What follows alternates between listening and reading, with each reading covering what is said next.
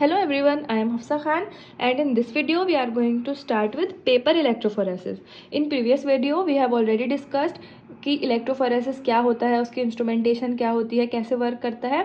You can check the link in description for that video. उसके अलावा पूरा आपके मॉडर्न फार्मास्यूटिकल एनालिटिकल टेक्निक्स का जो सिलेबस है उसका लिंक आपका डिस्क्रिप्शन में दिया हुआ है, तो आप वहाँ से चेकआउट कर सकते हैं. Now let's start. Principle of paper electrophoresis हमारा क्या है? When charge molecules are placed in an electric field they migrate toward either the positive और the negative pole according to their charge. जैसे हमने इलेक्ट्रोफोरेसिस में पढ़ा था कि जब हम अपना सैंपल को प्लेस करते हैं तो उसमें जो पार्टिकल्स प्रेजेंट होते हैं, जो कंपाउंड्स प्रेजेंट होते हैं, वो अपने चार्ज के अकॉर्डिंग इलेक्ट्रोड की तरफ मूव करते हैं.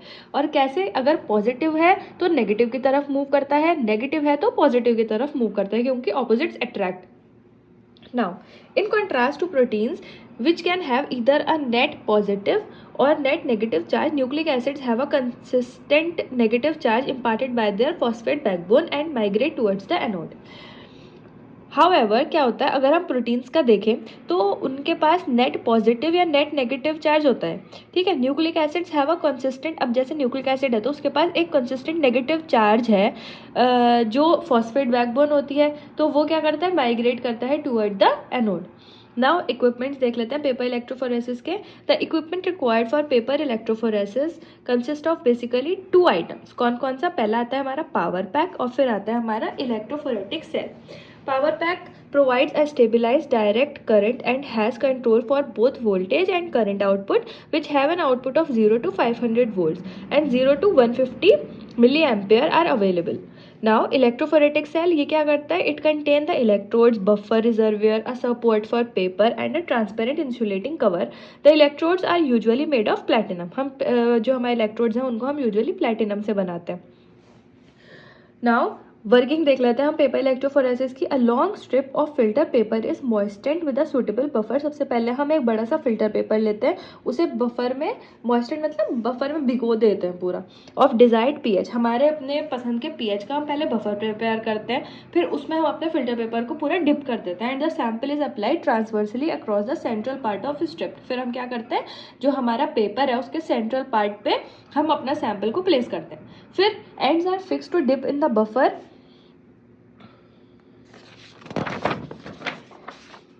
इन the 2 troughs fitted with electrode. फिर हम क्या करेंगे, हमारा जो फिल्टर पेपर है उसे हम टाई अप करेंगे. Electric field of about 20 volts पर सेंटीमीटर इस्टेब्लिश. फिर हम इलेक्ट्रिक फील्ड को इस्टेब्लिश करते हैं ऑफ 20 volts पर centimetre. The charge particles of sample migrate along the strip towards respective electrodes of opposite polarity according to net charges, size and interactions with the solid matrix. फिर क्या होता है, हमारे जो चार्ज पार्टिकल्स होते हैं sample में वो माइग्रेट करते हैं स्ट्रिप के साथ साथ of respect towards respective electrodes. अपने रिस्पेक्टिव इलेक्ट्रोड्स का क्या मतलब है कि ऑपोजिट चार्ज, जो कंपाउंड का पास जो चार्ज है वो उसके ऑपोजिट चार्ज वाले इलेक्ट्रोड की तरफ मूव करता है. Okay. Homogeneous group of particles migrate as a separate band. Homogeneous group जो है वो क्या करता है, एक अलग से ही बैंड बना लेता है. The electrophoresis is carried out for 16 to 18 hours. ये हमारा प्रोसेस चलता है 16 to 18 आवर्स तक. फिर proteins are stained. Bromophenol blue हम यूज़ करते हैं as a staining agent to make them visible. The separated proteins appear as distinct band. फिर जो हमारे प्रोटीन सेपरेट हुए होते हैं वो हमारे अलग से एक बैंड्स की तरह दिखने लगते हैं, क्योंकि वो ही बच जाते हैं बीच में. ओके. तो ये आपका एक डायग्रामेटिक रिप्रेजेंटेशन है. ये हमारा एनोड चैम्बर है, ये हमारा कैथोड चैम्बर है. इसमें है buffer solution field.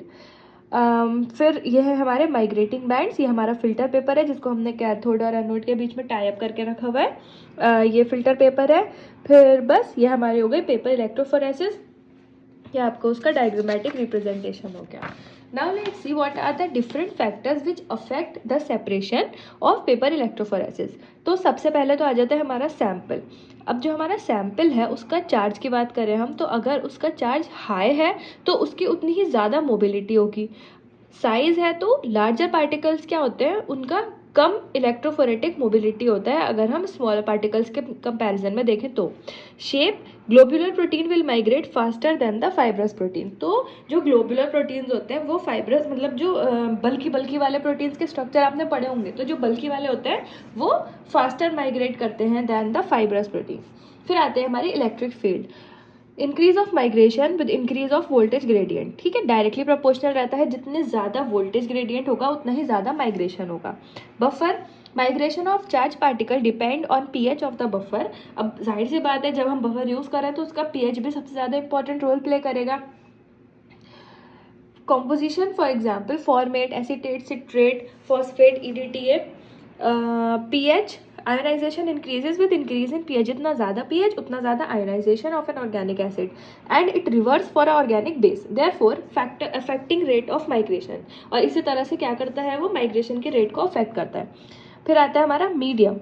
Inert medium can exert absorption, molecular sieving effects and electroosmosis processes that affect electrophoretic rate. Adsorption में है rate and resolution of electrophoretic separation can be reduced by adsorption होके क्या होता है, electrophoretic separation जो है वो हमारा reduce हो जाता है. Molecular sieving, media such as polyacrylamide, agar, starch and Cefatex have cross-linked structures which give rise to the pores with gel beads. Next we have heat generation in electric fields.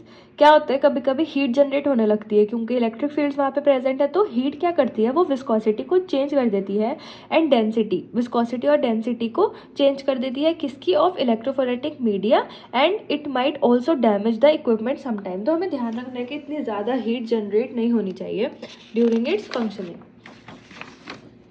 Now let's see some of the application of gel electrophoresis.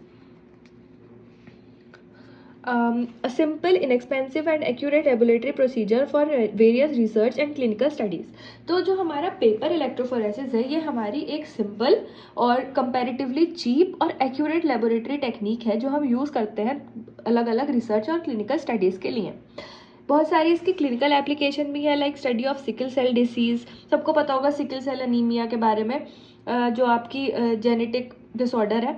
hemoglobin abnormalities and separation of blood clotting factors and serum plasma proteins from blood sample, इसलिए भी हम इसको use करते हैं. Next we have separation and identification of alkaloids.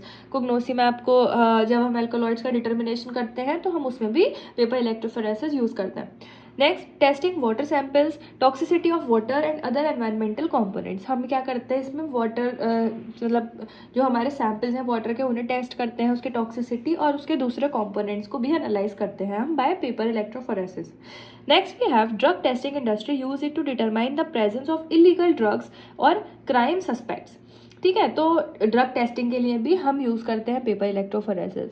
So this is all about कि जो हमारे paper electrophoresis है उसका इंस्ट्रूमेंटेशन क्या है, प्रिंसिपल क्या है, किस पे बेस्ड है, वर्किंग क्या है उसकी, कौन से फैक्टर्स हैं जो उसके रिजोल्यूशन को इफेक्ट करेंगे and its application in the real world. ठीक है, so this is all about it. In next video we are going to start with gel electrophoresis.